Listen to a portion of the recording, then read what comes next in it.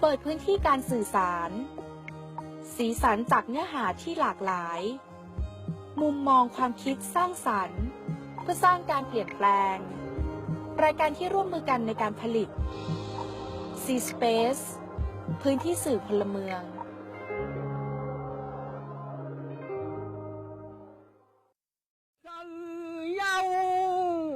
จังเยาที่ขยาวตัวเล็กคางจุนน้ำปุ่นกุนกันตาชูว่าเค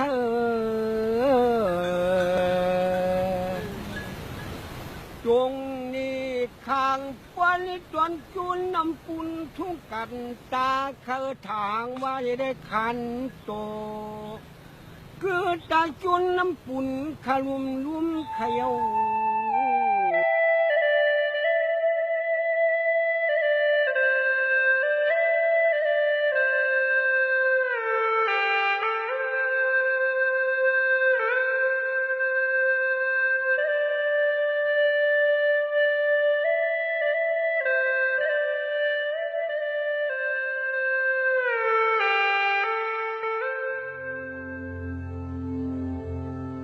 กันในมาเต็มเด็กค่ะจากที่กันในอุเมก็เกิดกันใน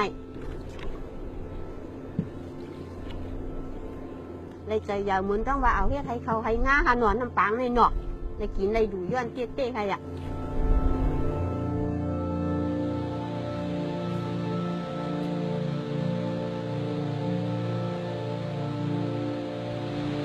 จากที่กันในยังคือคาก็เดียวนะปี2004เขาอยู่มีอยู่12-13มาทั้งหมดแต่ตอนนี้คือกวนเหมือนอย่างว่ากวนไปหย่อมไปหย่ำแดมจังกลางเลยขึ้นมาตีเป็นวันเป็นหน้าขึ้นนี่เป็นวันเป็นเมืองไงอยู่เช่ากายนั้นให้ใครมันกูปอกที่แต่จูปู่จูนายเขาแต่กูปอกขึ้นอ่ะเขาลงเนี่ยกันเนี่ยปอกที่เนี่ยมือเครื่องหลังเนี่ยไปปูติ๋วเนี่ย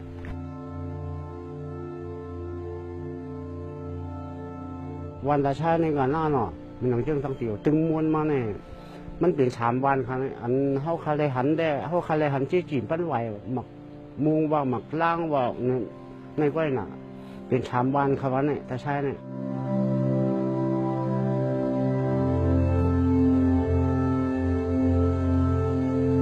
ทางกาทางไปทางอะไรกินได้ดูอะไรอยู่ดีพอเป็นล่ามาเฮเป็นปางข้ามอันไหนเลยเชื่องปานผู้พ่อข้าเขาเลยไม่พ้นปานเต่าข้าอาสักเลยเปียกไปแล้วเขา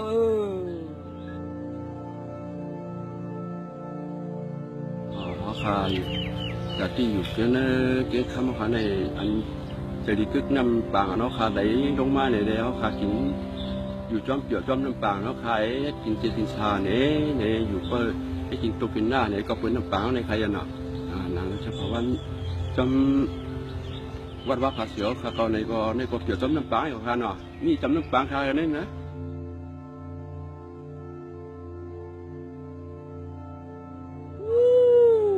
ทุบปังเขาโอ้ห้องสีค่ะในนี่ปากกี้เขาในนวลจีนเขาในมัดข้อเอ็นเขาขาบอกที่ปีขากระโจนเขารู้เนอขาเป็นคนจูเลยกูบอกก็จูนหมอกทางจูนเอาเงินปืนเจ็บมือบ้านเมืองเราติดตัดเปลี่ยนมาบ้านปืนเจ้ากลางเสือบ้านน้ำปางน้ำโค้งบนน้ำทางหล่อเจ้ากลางเสือเลยมาทำดีตาชายเขาในป่วยก็ที่นี่กันเหรอแต่ว่าป่าเฮียวแต่ตาชายเนี่ยจะตั้งออกโค้งเนาะเพราะว่ามีปืนมันจะบะอย่างเมืองเนี่ยเอาคำนำดินปืนในปืนใหม่ข้าวน้ำปังน้ำโค้งเนี่ยไม่ยากกันเนี่ยน้ำปังแต่ว่าจำเพชรตัดข้อน้ำโค้งขาดเนี่ยน้ำโค้งก็ถ้าเป็นน้ำเงินน้ำคำน้ำขอน้ำยามันก็ให้ปันเปลี่ยนจะเอาปูนในมาตัดไปเอาน้ำโค้งให้เป็นปีน้ำปังให้เป็นน่อง เ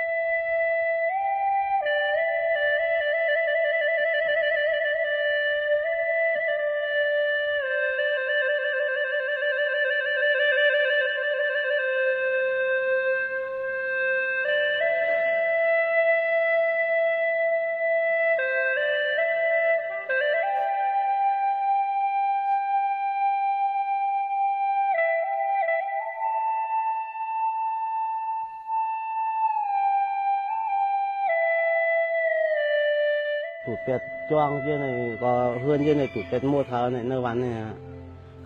เขามาปีเจ๊กจริงกินยำกินไก่กินหมูนี่นี่ครับนะเอาโคนโคเย่ว่ะนี่นี่ครับทุบๆปอๆนี่ผมไม่ได้ผู้หญิงคนชายก็ใครก็เฮ็ด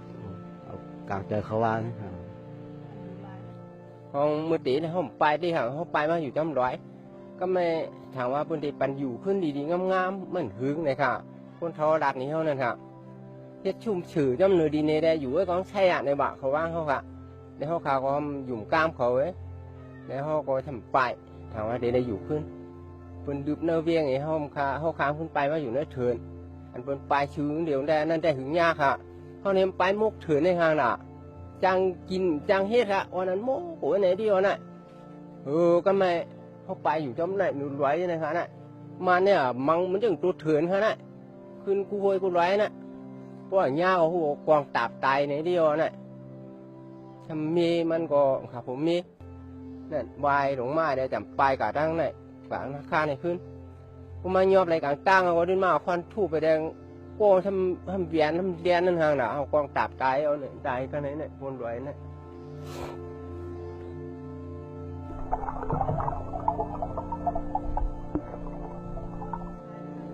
ยาก็เขาขับโตไปในกุนนี่ก็เขากัดจ้ำหันค่ะลูก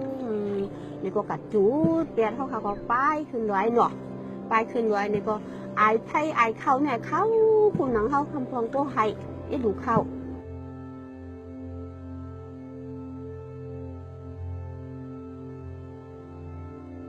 ว่าปืนมาจำคุณนี่ก็เขากัดคุณนั่นนี่ก็หมกเปล่าก็บ่มพัดยากินกูว่ามีไว้ปุ่นนี่เขามาว่าหนูได้มีในก้นมวกก้นค้ามชื่อไหนในแดมพัดยากิน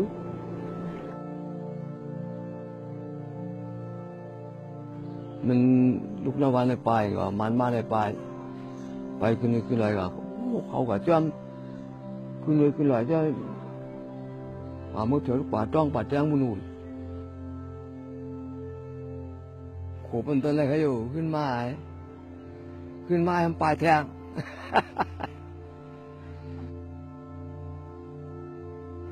chắc mình nhớ vào cả ai có điện thoại thì bên nhiều loại này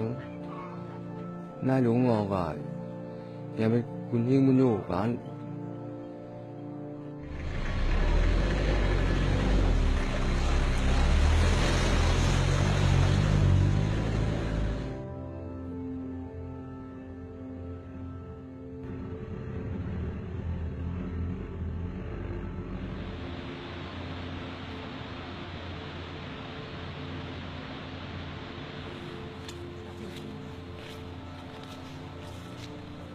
เจ้านั่นก็เป็น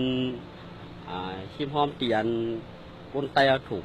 สังหารเป็นหมูนั่นฮะเนาะชาวสีก้อนนั่นน่ะเป็นจอมเจ้าแน่เขาน่ะจอมเจ้าตัวไม่จอมเจ้าแน่เขาน่ะ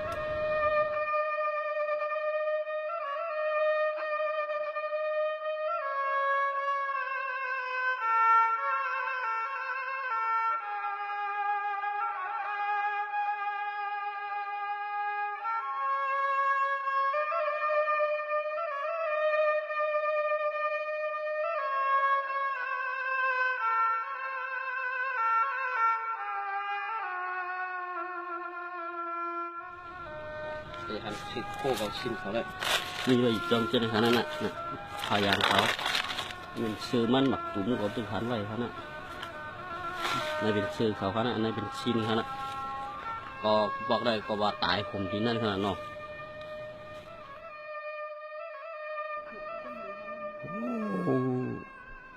อย่าไปมันน่ะ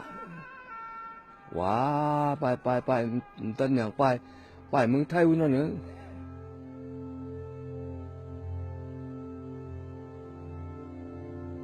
เขาก็ไม่ได้หรือก็หยิบมาขีดมาติ๊กๆอะไรอ่อนกันไปมาเมืองไทยขี่พันเป้มาน่ะจุนนิบจุนตายมาเผื่อตายนะมือมันตายจอมโค้งเหพอไปถึงกติวันเปิ้นมือเปิ้นไปเลยพักผ่อนที่ดีก็ตายที่ก็ตายกันก็ตายเอาครอบโค้งว่าตายทั้งหอทั้งเฮือนไม่หังตายในโค้งเพราะว่าพวกเขาปนโค้งเอาจะเลี้ยว แต่ว่ากู้โสมีอีกหนึ่งเนี่ยเลยหลอดมาจังลูกจังหลานในวันนั้นมาเป็ดเขาเป็ดน้ำเป็ดหมูตัวใกล้วันเขามาดังเกณฑ์คำมาดังกลางนาครับมาปกผังโค้งเนี่ยมาเวียงกุ้งมาปกผังโค้งเลยครับมาคุณ50ก็มีคำช่วยดังลูกค้าพันปีพันหนึ่งเขาขาลองโค้งมาคำมันนวลใส่ได้2 ขึ้น 3 ขึ้นเนี่ยคำช่วยหลานขายเขามาหนองอุกน้องคำมีหนองอุกไว้ครับเขามาหนองอุกเลย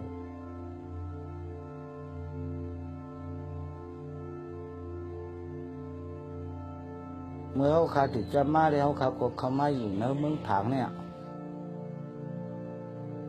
เขาขาก่อนกันมาเฮ็ดลูกเลี้ยงเพิ่นให้แล้วเฮ็ดให้เฮ็ดนาเฮ็ดผูกชนพักมีว่าผูกโชมบาในแต่มือเขาขาดติดจะมากกว่าเขาก็ไข่กันทั้งนั้นครับเขาขาก่อนกันมาอยู่เฮ็ดตั้งปีตั้งน้องเนาะตั้งชื่อตั้งคือเขาขาก็เลยถึงบ้านนั้นเนาะจะเป็นไต้เขาขานั่นก็เขาขาก็มีนำหมู่ที่เต้งเขาอันเขาขามาอยู่ในตำบลเนี่ยนะ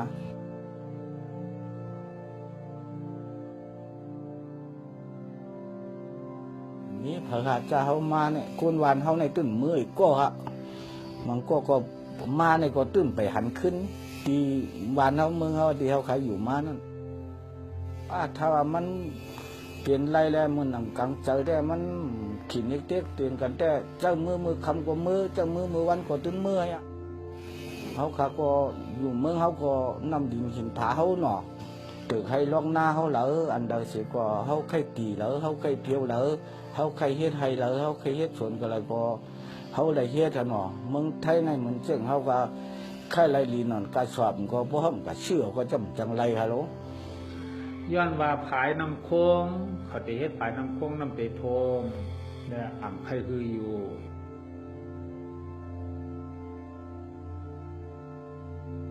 มึงกูบอกในห้องผายตาสร้างอ่ะเนาะก็งานตาสร้างก็ไรเมืองตนก็ไรผายเมืองตนเนี่ยมันดีใหญ่เหตุเบิ้ลในสิ่งการมันออกอีชาเนี่ยกันเนาะเป็นที่สิต้าก็ย่อฝ่ายอันนี้สังเกตว่าเป็นสร้างเนี่ยแต่มันใหญ่แห้งหนาแลนำก่อนติดโทมหมอกมึงสิงคโปร์อันนั่นเนาะกุนไตจะนะฮะเมื่อวานนำโทมมาทำติดหนึ่งกว่าอยู่กันแล้วเขาตีผายน้ำโค้งกันวังเด้อเจ้าได้เจ้าอันเป็นอาถรรพ์เอาไว้เนาะมันหลังจากเขาขาดนี่ได้เขาขัดกันนี่กันเนี่ยเขาขัดเดียอยู่ก็แล้วเนาะกาก็เขาขาดตายไว้อยู่ก็เขาขาดตายไว้เนาะ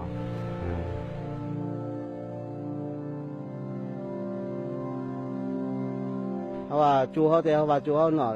อันเลยตีเลยโกรธช่างกันต้องชวนให้ชวนหน้าเนี่ยก็มันดีสิบตัวบรรดาก็มันดีชุ่มหมายถึงมันมดดีกว่าเชิงๆกันเนาะบ้องท่วมตีก็เนาะการที่คนชิงเราเดี๋ยวเผียวป้าในรุ่นหน่อยบนเขาว่าเต้นเนาะเขาใครเลยยินจับแต่มันก็เดี๋ยวท่วมเขาก้อยก็เดี๋ยวท่วมป้าตั้งมดเถอะที่เรียกว่านั่นในฮับเจมาทมน้ำยินเผาขาดจิตของงูไข่เนาะนั่นเองก็ลองสภาพว่าลูกหูตุกใกล้ขาคอหั่งมันเหลองตรงให้ตรงหน้าก็หั่งมันเหเนี่ยไม่ใช่กากาหือเขาเข้าไปไหนเนาะอันลองตัวเลยลองตัวเขาขันเนาะอันคึกวันคึกเมื่อจิตของงูไข่พระราชหรือเจ้าขันเนี่ยมาตัดผู้ใหญ่กาหือในความให้ปันจุ่มน้ำจุ่มผ้าขันเนาะ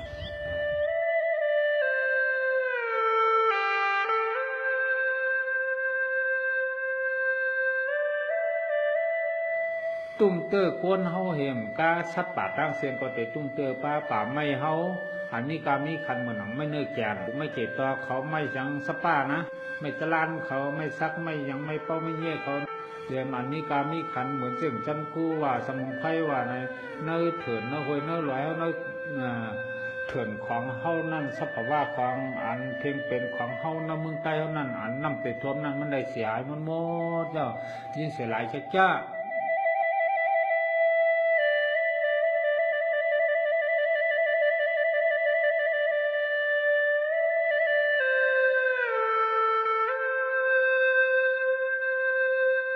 สับโค้งเลยแต่มันก็เหมือนกันเนี่ยบางมันจะมีเจี๊ย ยอมชาถามชีพยมเมียวปวงเนี่ย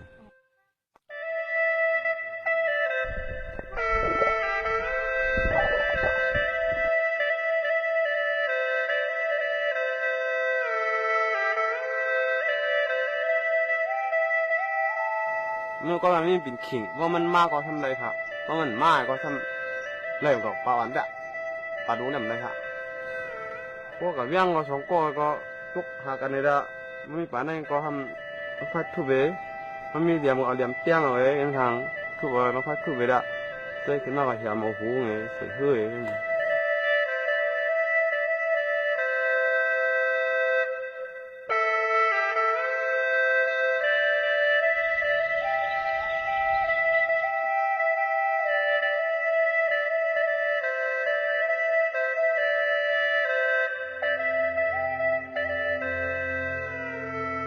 น้ำโค้งกันวันนั้นมันจะเกลี่ยกันเนาะมัน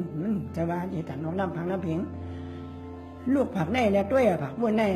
ใกล้งานในแต่มวนได้ต่างๆนั่นเนาะแต่ถามว่าเพราะมันคืนในก็คืนไว้หนักค่ะนะ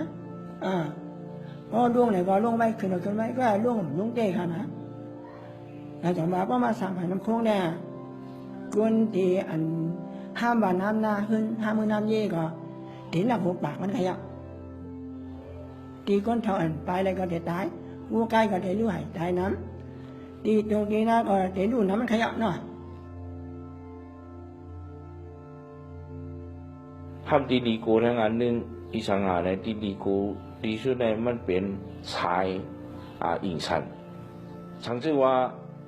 วันหนึ่งมาอิงดีสันเมื่อไรในเขาคำในนับไว้เหรอเหมือนถึงตาหรือเลยครับเนาะเพราะว่าอีสันเพราะว่าภายผิวเนี่ยได้ป้ากันลู่มดนะฮะเนาะ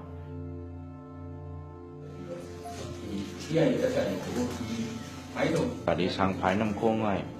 กลุ่มนี้เขตได้ไทยทั้งมาในเขากว่าจังกลุ่มนี้ที่ออสเตรเลียมาเพราะว่าสมัครนั่นน่ะเนาะ SMEC กลุ่มนี้ในมันมาเก็บข้อมูลต่างอีสังงานแล้วมันมาเก็บต่างเหตุลองตุ้มเตอร์สิ่งแวดล้อมเลยลองตุ้มเตอร์ถึงวงคนมาเห็นวันตั้งในตีตัวตีมาต้องถามว่าหาว่าตัดที่พวกคนเมืองนั่นน่ะเนาะคนเมืองไทยเฮาเลยจุ่มซื้อเมืองไทยเฮาก็อ่อนเกินกว่าสันคัดนั่นน่ะเนาะกว่าสันคัดให้คล้องว่ายอมรับมันน่ะဒီစီမံကိန်းကြီးကိုစတင်တည်ဆောက်မယ်ဆိုပြီးတော့မှ1993ကနေ2006ခုနှစ်အထိဒီစီမံကိန်းတွေကအတွက်ရေလွှမ်းမိုးနိုင်တဲ့နေရာဆိုပြီးတော့မှပြည်သူလူထုတွေကိုရွာရှောင်အဖြစ်ရွှေ့ဆိုင်ခဲ့တဲ့ရှမ်းပြည်ကတိုင်းရင်းသားတွေအားလုံးစုစုပေါင်းဒုက္ခတွေ3သိန်းကျော်ရှိပါတယ်ဒီ3သိန်းကျော်အတွက်ရော့ကျေးပဲလို့သတ်မှတ်ပေးမလဲဒါလေးတစ်ခုမေးချင်ပါတယ် It is hard for us to talk about compensation because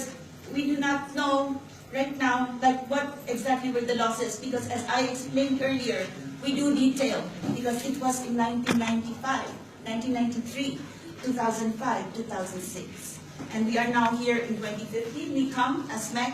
and we can only measure what we see now ဒီကနေလိုက်ပိုင်းပြီးတော့ကျွန်တော်တို့ကတာမုန်းပြီးနေုံနဲ့ဒါနိုင်ငံတော်အဆင့်ကလှုပ်ထားတဲ့စီမံကိန်းကြီးတစ်ခုကျွန်တော်တို့ဖြစ်ကောက်လုပ်ပြီးတော့ကျွန်တော်တို့ကနောက်ပြန်ဆုတ်သွားနိုင်မှာမဟုတ်ဘူးဆိုတာဒါကျွန်တော်အချင်းချင်းကျွန်တော်မြစ်တာနဲ့ပါ This settlement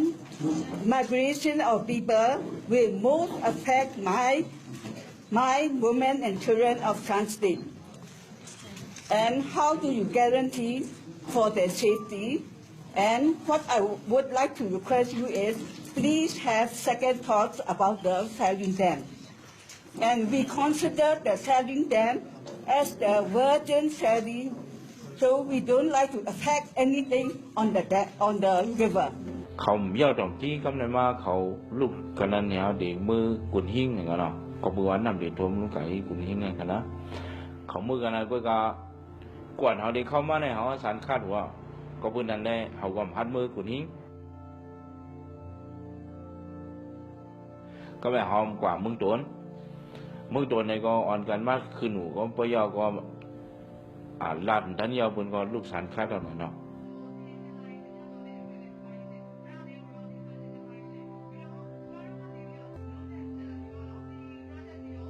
SME แน่พวกเขาเก็บยาวเขาถึงไรเตรียมมันกลมมันนี้ว่าถุงที่ช่างพายห้ามช่างพายเขาเก็บไรข้อมูลนั้นดีอันที่ให้ช่างพายแน่ห้ามเป็นปังตึกกันกุฏิถามเขาว่าตรงที่เอาปังตึกจนในเสือบ้านในรายงานสูตรงที่เอาอันเขาชันเข้าจนในเสือบ้านรายงานสูအခုတိုင်းသားဒေသတွေမှာတိုက်ပွဲတွေဖြစ်နေပါတယ်အဲ့ဒီတော့ဒုက္ခတွေနဲ့ထောင်ချီပေါင်းပြီးတော့တောင်းရှိသွားပါတယ်ဒီလိုအချိန်မှာနိုင်ငံတော်အကြီးအကဲနဲ့တိုင်းသားလက်နက်ကိုင်တွေကအားလုံးသဘောတူညီမှုနဲ့နိုင်ငံလုံးအခိုက်ရဆဲဖို့ကြိုးစားနေတဲ့ကာလမှာပါဖြစ်လို့ဒီစီမံကိန်းကိုလုပ်ချင်ပါတယ်ကွေးကမတော်ပြီးဆောင်နေเขาด้วยในเว็บไซต์เขาหันแจ้งเรื่องนี้นะหันแจ้งเรื่องอีสังอาตีเขากว่าพวกคนเมืองน่ะอันนั่งเฮียนเฮียก็ถ่วมเขานิ่มๆให้ถ่วมเขาก้วยเขาใส่ว่าอันตั้งปู่สตาให้ฉันคัดเลยเฮามียอมภาพเนี่ยได้ตั้งอันที่คนเมืองฉันคัดจนนั้นเขามาเฉยอันในเว็บไซต์ของเขานะพวกเอาภายในเมืองไต้เจอในเมืองเขาคือไหนมันพอเจอหมดอ่ะเขาคำว่าด้วยภายสวยดีนะสวยดีหนึ่งพวกก็ภายเยี่ยเนาะภายน้ำดูเก่งตองสอยจีนะภายเมืองปลายภายปองรองในภายใหญ่ลงละลายนะมันก็มีอยู่หมอกชิบันเนาะภายจะในพอเจอไฟฟ้าเต้มันกาเมืองไทยไว้มันพอเจอหมดกูกับภายจะในทำเฮ็ดกว่าเขานำท่วมกว่าที่วานเนี่ยเขาก็ไม่ต่อเขาเลยเจอนะภายในเฮ็ดเอายุคเลิกเอาในว่าเขาขาดเต็มวันกันเมืองแต่ว่าเมืองไทยนั่นเป็นเมืองเขาขำใช่ค่ะจะติดเกิดติดฝังเขาค่ะอันนั้นก็มันเลยลอดตั้งตุกข่าอยากจะเขาวันกาพอห้ำเลยกินหาเจ้ากินคำในเมืองไทยแค่นั้นเองกาบ้อมมีการถูกต้องเจ้าหน้าที่เขาเงียบกาตัดกากัดกาขังไว้เลยนะก็แล้วเงินกาหยอกกาชอมเอาไว้ส่งไปได้มานะอันนี้ก็กลุ่มหาปันกันไว้อันไหนมาติดภายในพวกว่าเนี่ยก็เขาก็ยินเห็นอะไรกันหน่อยไปกาเป็นว่าเขาเดี๋ยวมาติดภายน้ำพวงเจทวมเพียวขุนหิ้งเนี่ยค่ะแล้วสามเจียงเอาว่าเจียงตองก็ถึงทวมขุนหิ้งก็ถึงทวมทำมาตั้งเจียงก็ไม่ทวมอะไรอย่างนี้เขาว่าเขาคาดถึงว่าได้เจอเขาคาดถึงว่าไหนกันนะอันด้านก็เขาคาดก็ตกลงเก่าเป็นมาย้อนตั้งแต่ไม่ว่าเราดูดีได้เจอเขาคาดได้เจอเขาคาดตกเก่าcả nữa cả nữa muốn luôn cả muốn thay cả muốn man cả muốn cây nè tại muốn cây á chẳng nhau gì can tròn nón nắm tương như nhau vì can tròn nón nắm tương như khai nhauช่วยกาคารุณาปัจจานในจูนีคางนามีต่างพันที่มันตัดกงจะเป็นเจ้าตัดกงจะเป็นเจ้าน้ำดิ่งโรไหลฟองมาวันฟันตอนกีตาสเมืองน้ำเป็นกีขยาวเนี่ยอันลูกตั้งเหนือมาลูกตัดผ้าหัวตุกมานายเลี้ยงสีจังยุนจุยตัดปุ๋ยบนมาตัวคันเนปฏิมาเห็นเปลี่ยนชื่อความหมูขนอเห็นเปลี่ยนตีเสาลิจุนน้ำปุ่นปนปางห่างลอยคำนายเลี้ยงข้ารอมอยากตัวลู